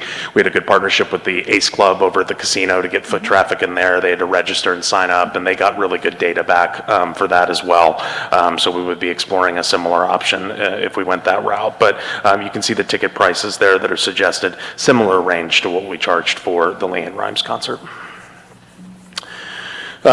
Tier 3, which we're calling a significant investment. I think all of these are significant. So I appreciate your support as a council. But potential artists, Billy Currington, Marcus King, Styx, Casey and the Sunshine Band, and Dwight Yoakam. Casey and the Sunshine Band, to me, jumps out the most from a name recognition ID standpoint. They have certainly done really well from a concert performance and ticketing component. When Sound Skills was running the numbers, they were one of the top performers as far as getting the bang for your buck and the ROI. We've also, I think this is a good time to address, I think I also received some questions in advance of the meeting about, how the sponsorships and how all that works and is secured. So we've done it a number of ways. So I think the title sponsorship and presenting sponsorship, as we've outlined the contract agreements, has been the responsibility of the event organizer to secure. And so that goes to the event as an enhancement for the experience. But in this case, and I think this is where we struggled a little bit with our previous operator, is when the city is making the only investment, particularly to the headline concert performance, the revenue goes back to the city. And so the sponsorship for anything main headline act, and we would bring any type of contract agreement, we would make this separate. We want to make sure we have an agreement separate of the overall operating of the festival for any of these components that would be seen by you all as a council for a blessing and approval. So that I wanted to clarify that we think if it's the investment that the city is making, that money would go back to cost recovery for the investment. So I wanted to make that clear on a sponsorship standpoint, that anything secured for the main headline. And we have had really good discussions with a few new sponsors. I don't want to mention names for, I don't want to ruin any of the negotiations we have currently, but there are some that are, I think, chomping at the bit to get a part of this festival that are bigger names that have sponsored other festivals across the valley that I think would be enticed. But I wanted to add that note as well. But the goal here would be revenue potential for the general fund and cost recovery for any investment the council would make. Tier 4, Nelly, Earth, Wind and Fire, Pentatonics, Dustin Lynch. Earth, Wind and Fire jumps out at me the most in this group, but for, the $400,000 premium investment. They're Grammy winners, they had millions of social media followers. You can see the revenue potential there and a likely ticket pricing. I put 500 to 1,000 for Tier 2 through 4. Wanted to give the event organizer a little flexibility on what the free ticketing component. I still think 500 is quite a few that would go to Cathedral City residents, but as we adjust our model to then account for some cost recovery for a potential investment, I wanted to leave that wiggle room a little bit for both parties to explore.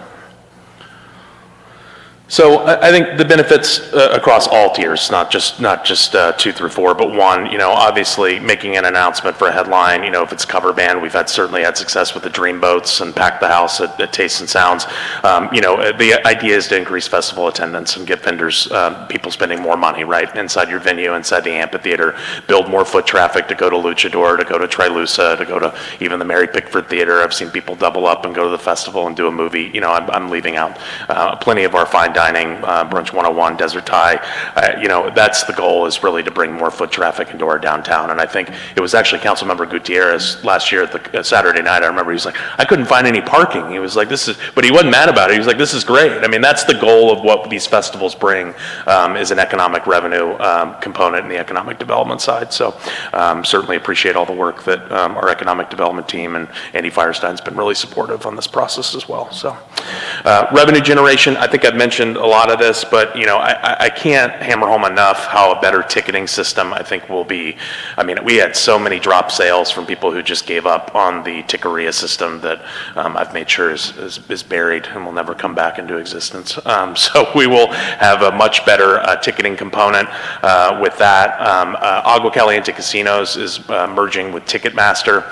Sound Skills has experience with Ticketmaster, with AXS. There's a number of leading ticket tier operations that we will certainly employ, and that was a lesson learned that I'm happy to wear that one, as we learned a lot from the Leanne Rimes concert. I also think it would be better staffed. I think we had some issues with seating. We were flying a little bit by the seat of our pants. I think I want to give kudos to Adam Chastain. I think, he learned a lot on the job that night and certainly jumped in with some intuitive notions about how to step in and jump in and help when things are, not always in control. So I want to throw that in there as well. Our venue capacity is something that is worth mentioning. It's 3,000 seated, 4,500 standing room. I do think that Sound Skills has come in with some really cool ideas as far as a standing room only section that you could do as part of a buy-in purchase for the whole package of coming into the festival. And then we had that standing room section that I felt like was kind of underutilized during Leanne Rimes. We could have let, more in that back area. Obviously, we would want to make sure that there's some cost recovery to that, but I kind of like the idea of a standing room. Hey, if you want to upgrade your ticket, you pay the premium price, but if you want to have the experience, it's a little less, you know what you're getting into, but some people don't mind doing that. And so that was something that we're exploring as well. And then the enhanced sponsorship. Let me ask right yes, here. Mayor Pro Tem. Sorry, I have to come back to this. So you're talking about a standing room that would be in the back, or like some of the festivals have it in the front, like a standing room pit or something like that? So the issue with the front, at least dealing with... I'm not suggesting the front, because I don't think you have the space for it. No, we don't. I'm thinking the back, to answer your question. Yes, in the back, behind the seated area in the grass, towards the playground area is what I was thinking. Okay. I was just quick at mentioning that Leanne Rimes negotiated certainly with us. She didn't want anybody in front of the stage, so we had security component, and there was a certain amount of distance we had to agree to. I imagine any artist that we invested in, beyond tier 1 would require something similar. And so... May I ask you a question? Sure. Kind of Yes, following Mayor. through on that. I thought last year was a great success, so if you hear anything critical, it's a one-off. But it was not knowing where to sit. And so people would come to the front, but you know how that is if they don't have an assigned seat? They don't want to sit right next to somebody, so they'd leave a gap seat or they'd leave 2 gap seats, and then there'd be 3 people. And pretty soon it was a little bit confusing as to who was supposed to be where, when, and how.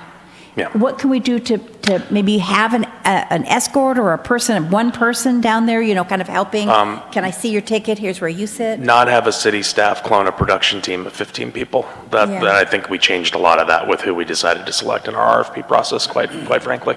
Right. I think that was the issue. I think, when Sound Skills... No finger pointing. No. Well, no, I'm just being candid and honest with you. I think it was we have a better entertainment production company backing us from a staffing standpoint, I think, moving forward. That's what I meant to say. Yeah.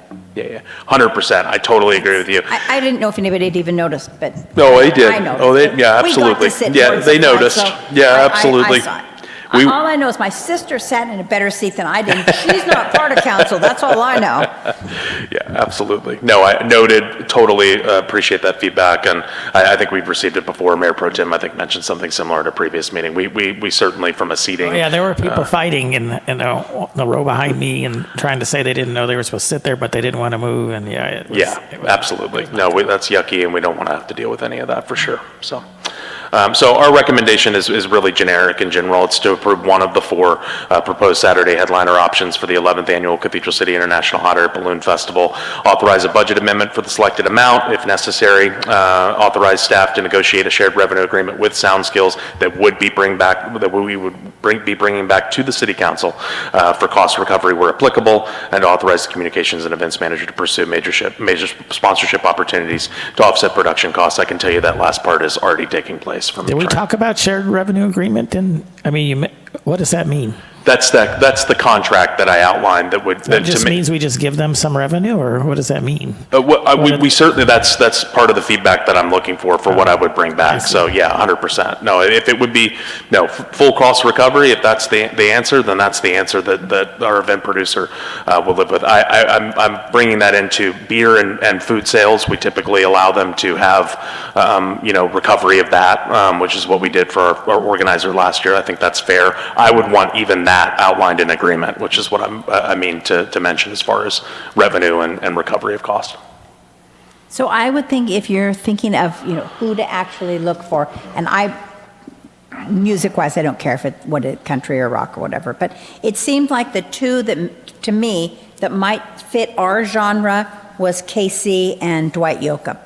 2 different kind of groups, really 2 different kind of plugs, but I thought they seemed like for the money, maybe where I'd be comfortable. Okay. Would you say I'm too old? I said they're old. I remember I saw Dwight Yoakam years ago in Phoenix. It was years ago. And Casey and Sunshine Band, I would say before you jump on them, see how many times they performed in the last year here in the Valley, because it seems like they've been at every few weeks at either a charity event or at one of the casinos. So. Yeah, I also want to stress too, the names that are on this list, nobody's been secured, nobody's been negotiated with. This is a range of, some of the recommendations on the Excel. Are they recommendations though? Yes. They're as part of research, absolutely. As far as social media following, mixture of revenue sales and ticketing. Casey and the Sunshine Band, I've seen at a wide range of venues, both small, intimate, and bigger places. They, as far as the revenue sales that I was able to see from that standpoint, they did seem to do well. But you can never predict exactly what things are going to sell in the Valley. It is, we were obviously confident of Leanne Rimes too, and I think she did really well. But I do think the ticketing system really hurt us. So, have you negotiated with Charlie McClinton in the Sunshine Band?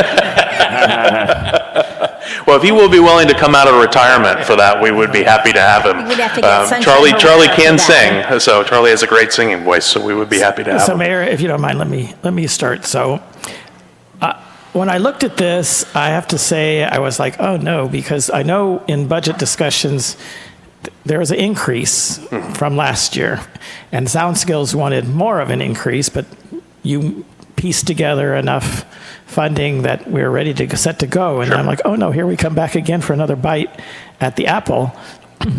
Because to me, the Balloon Festival is about balloons and family time and the rides are, it all comes together really well, and some local performances and then somebody maybe a little more, more professional performances on the stage. But the going higher quality in the performance on the stage isn't really the primary thing. They need to be decent and good, and hopefully the best you can get. Sure. But last year, I know because it was the 10th anniversary, we wanted to do a big draw as an experiment, and so we did it. And it was the understanding it was a 10th anniversary thing. But now we're back again and saying, well, that was fun, so let's do that. Let's consider doing that again. But I don't really think that to most people that really put the Balloon Festival on the map. I think it was already on the map, and then they came in and they enjoyed it. And trust me, I enjoyed it. I bought those primary absolutely. tickets, and I was right there. You were a huge supporter. No, I appreciate that. So it's not that I didn't think it was good. Like you say, there were always some things that could be better, but I think it was good. I just don't think that that's the reason people come to the Balloon Festival. I mean, the argument is, well, you'll draw some people that will come for that act. But we have plenty of performance venues around the valley. So I'm torn because it does need to be good. But I don't know where we put the brakes on. Well, why don't we just hire Lady Gaga or Madonna or somebody? You know what I'm saying? If we're just going to open up the purse, Beyonce. Let's just have Beyonce, and then everybody will come. You know, at some point, it's got to be. You know, we have this venue, and it's a good-sized venue, but it's not a stadium or anything like that. You know. Yeah. So, this is the type of feedback we're looking for. I would add just one caveat while I have you at that place. I think that's why I've stressed as much as possible, and I think learned a lot about cost recovery and revenue generation to get that money. Obviously city governments, when we go into these festivals, we're not trying to make hundreds of thousands of dollars. We're trying to give back to our taxpayers who have raised, and obviously we are investing that amount. We're never going to make money on right, this. So exactly, 100%. People that pretend like we're going to, well, if you get this, you'll make all your investment back, and you might even make money out of it. Sure. No, that's not government. Yeah. So yeah, absolutely. So, yeah. I mean, that discussion came up sometimes when we were talking about the amphitheater. Oh, well, we could build a great amphitheater, and we'll put all these improvements in, and we'll probably make money after a couple of years. You're never going to make money. So, and that's not the goal. The goal is to provide this location that can be used for all types of different things. So that's. I'm just being honest. I don't know how the rest of the council feels. I'm torn. If we get to, we do want to go higher, I'm interested in what revenue sharing means, because to me that means, like, if we put 25,000 in and Sound Skills is going to put 25,000 in, then we split the revenue, is that what revenue sharing means? But if it just means, well, we're going to do this act and they would like to get 20% off the top just cause, then I'm like, why would we do that? Because we do need to watch out for the taxpayer dollars. Again, that's the feedback that I'm looking for, and if it's 100% cost recovery is the direction of council as far as revenue from that it is not uncommon, I will say, to split with these event producers, and that's why it was mentioned. What do they put in? Is what I'm saying. Well, it's not, and for that reason that you mentioned, it's not designed as a match. So at this point, and similar to what we did last year for Leanne Rhymes, I think the council is totally correct in wanting to recover 100%. Right. Because we already, if this was part of the whole original deal, then it could be discussed. But I mean, we already have a deal with the promoter. So then, now if we're going to hire a bigger act and we're going to put all the money in, and they're not really going to provide anything more, except they may get more people to come and buy. Well, right, and that's the goal, and their food and their drink, and that I would. They're going to benefit from it. Even beverage and food, Mayor Pro Tem. Why would we then say? But on top of that, we're going to give you a percent, unless they're going to come and say, well, look, we're concerned about the cost, so we'll guarantee us, a certain amount or whatever, and then as a risk for them. But then, then it might make sense. I think that makes sense to me. I think. What I want outlined, regardless of what is decided, and if it's tier one, we stay within the contract agreement, it's a moot point, but is I think we learned last year that you can never have enough contractual obligations to be able to. Ain't that the truth? Yes. So. Because that's the part I had mentioned, but I mean, it is interesting that we're having this discussion this year, and we just approved the demand register where we saw $130,000 worth of legal fees that weren't planned, and I'm not pointing fingers because it's certainly not the city's fault or city staff's fault, for the Balloon Festival. So we've already spent $130,000 or more on that, and I don't plan to comment on that, but I appreciate that. I'm not asking for a comment. I'm just saying it's from us being mindful of trying to put on nice things for the taxpayers, but also trying to be mindful of taxpayers' dollars and what these other things that these could buy, I mean, that all comes into the mix. So we're not the federal government. We don't just print money. I mean, this all could be used somewhere else or has to come out of somewhere else. No, appreciate all of that feedback. So, yeah. So, I mean, and personally, when it comes to the acts, there are some names in there I think would be fine. I'd rather see the Dreamboats than Dwight Yoakam, though, to tell you the truth. The Dreamboats will be there for the kickoff performance on Tuesday, so leading off the week. you know, So, yeah. So, I mean, that's why, again, what I'm saying is where some people might really like some of these and say, oh, well, it might be worth it. I'm saying, but as a council member, you're spending the taxpayer's dollar and, you know, is it really worth it? So that's my 2 cents. Thank you. Appreciate that, Mayor Pro Tem. You know, Ryan, I really appreciate your presentation and the efforts you put in here. And all of them are great. All those tiers are really great. But I kind of go back to look at, we built this festival on balloons, not entertainment. And when we have AccuShare and casinos with big names here, and you know, we're not an entertainment industry in Cathedral City. And my biggest concern is, you know, at $45, $50, $60, you got a family of 4, it's taking the fun out of it. Now, Cathedral City always likes to give back. And of course, if it's free, it's me. And I like it right where it's at right here, a free concert with the food. Like Mayor Pro Tem said, they come for the food, they come for the rides, they come to see the magnificent balloons and all that. So taking it out of the box last year, I was all for it. You know, I thought that was great. But I'd rather just concentrate on what we have. They're coming for the balloons. They're coming for a good cover band. I mean, I was talking with Ann. There's great cover bands out there that are actually more fun than some probably. Well, we got a good one Friday night, to on your point, so absolutely. Exactly. So Yeah. To be perfectly honest, I would like to just stay at Tier 1 and do with what we have here. And then on our 40th anniversary, we'll do something else, okay? Thank you, Councilmember. Councilmember? Yes, thank you for your presentation. Very interesting. I'm torn between our 2 council members here. One of Leanne Rimes was what tier? I think she's probably closest to Tier 2. Tier 2. Okay. Yeah. Well, we did. If we are able to get sponsorship, like you said, if we get someone from Tier 2. Tier 4, forget it. I'm not interested. Right. Tier 3, depending on what type of sponsorships are we able to get. Is it a $10,000 sponsorship or $75,000 sponsorship?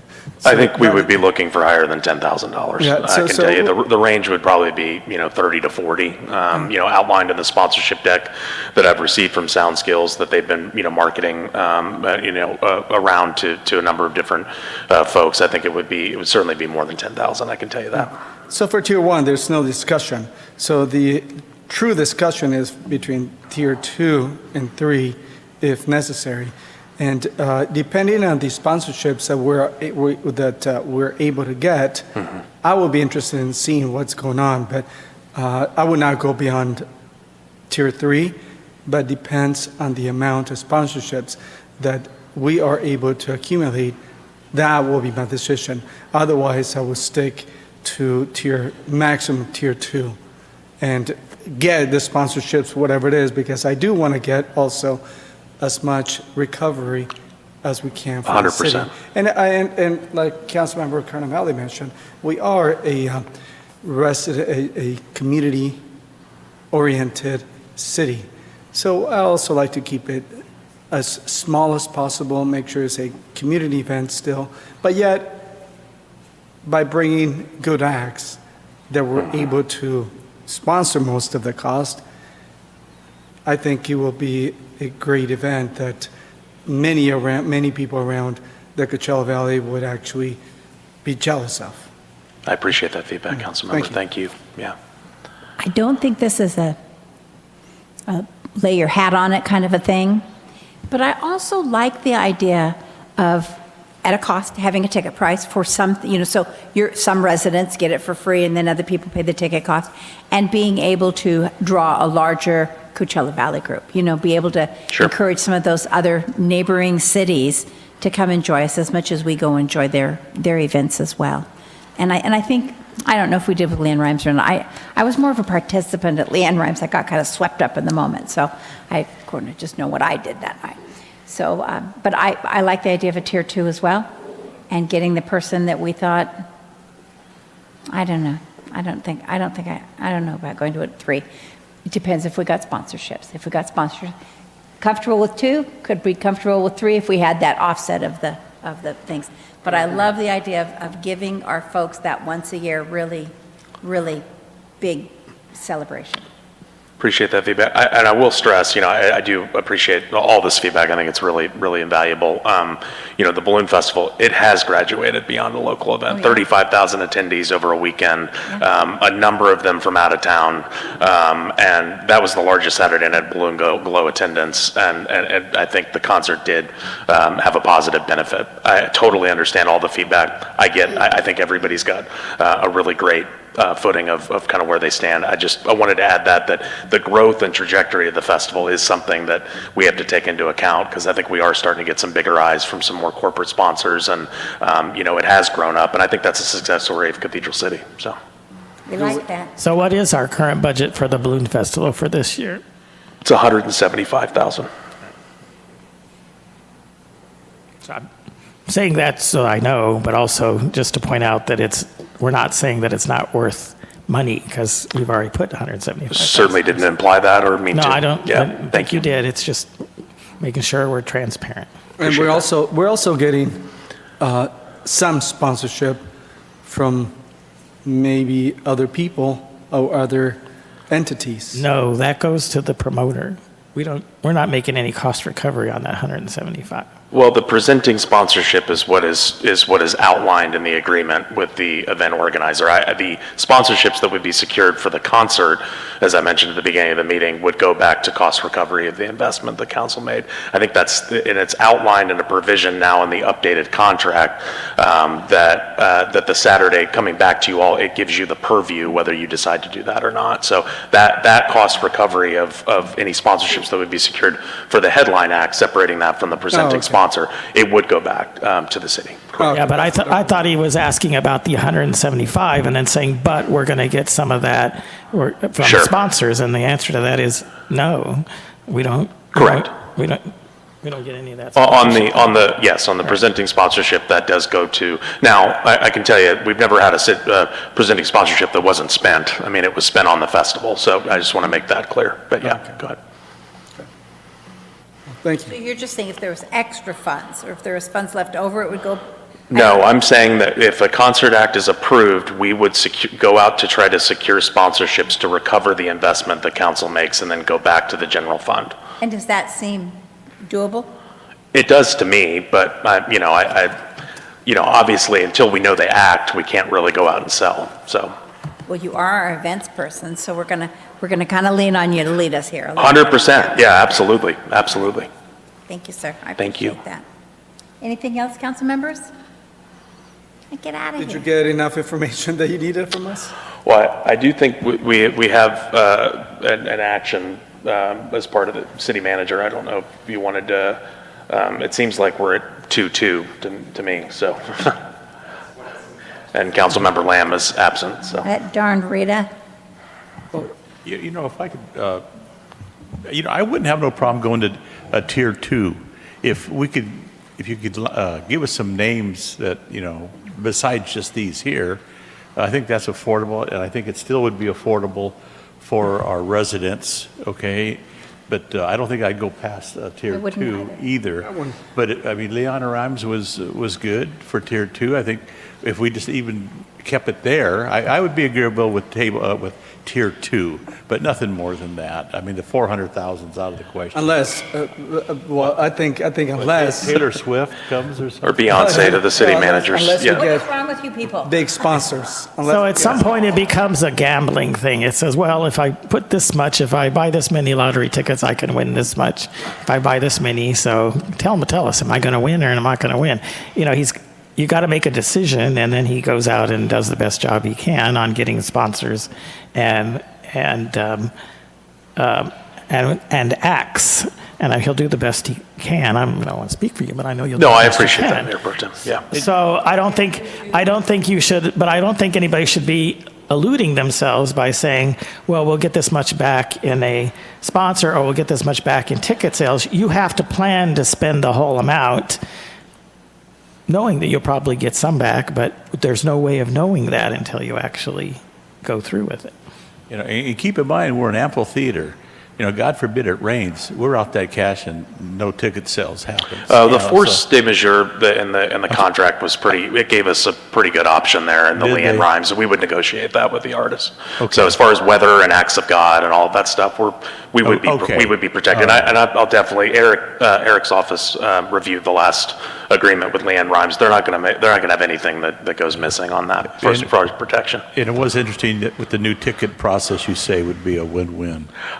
I honestly, I mean, I can't tell you how many calls we got of people that got tired of trying to figure out that Tickeria system. And I think in the first week or two of momentum, I think we got it back by getting creative with our marketing. And that was internal on the city's efforts, utilizing some email marketing lists. We did sell 300 tickets at the door that day, which was really nice. That helped quite a bit.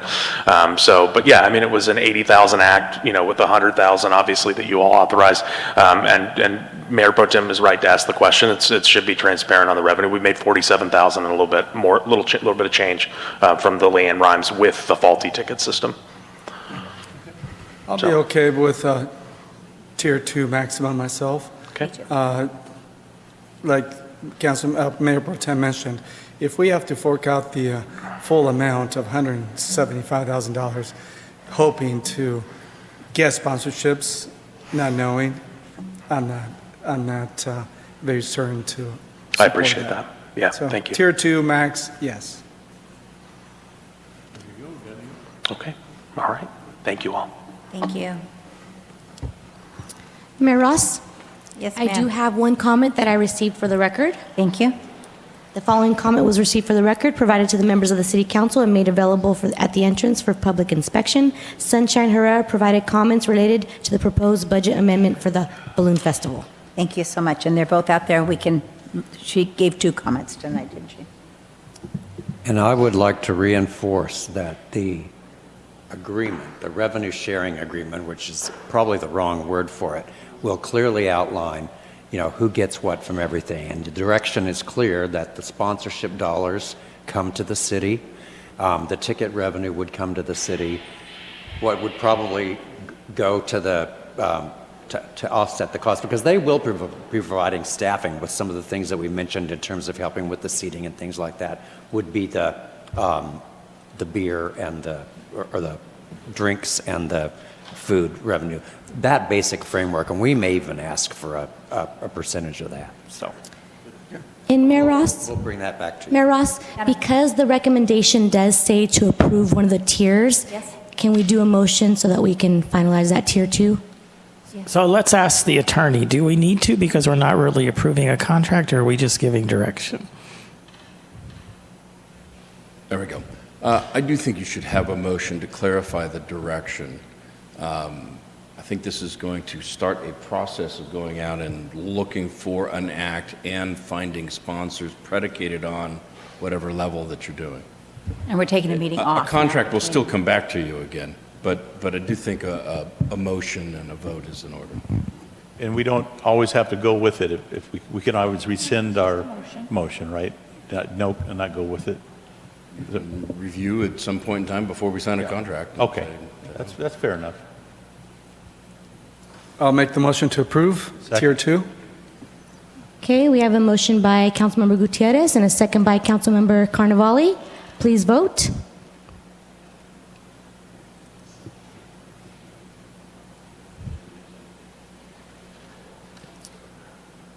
Mayor Pro Tem, do you see the vote option?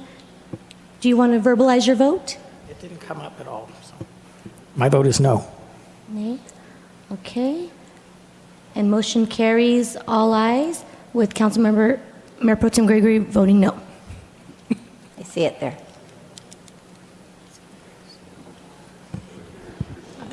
Carries 3-1. Apologies. Okay, so we are winding down here. Our next is number 7, discussion on future agenda items. City council members, do you have any future agenda items you'd like to put forward?